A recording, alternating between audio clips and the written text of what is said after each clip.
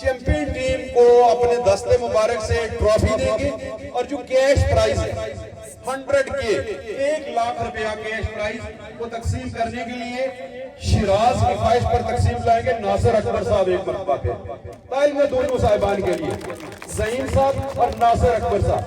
ज़हीम साहब ट्रॉफी देंगे victorious team को और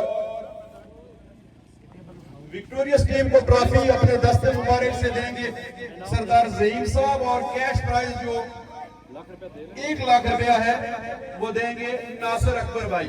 मैं गुजारिश करूंगा final winner Green Hill club कोठी कप्तान अरसलान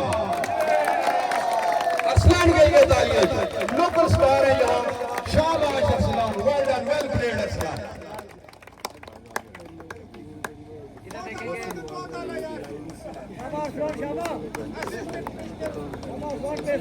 अरसलान खालिद हमें ये बता रहे हैं कि मोहसिन नवाज ये मेरे को कैप्टन थे, असल में टीम इन्होंने खिलाई है और ये अवार्ड इनको जाना चाहिए। वैसे तो ये पूरी टीम का अवार्ड है।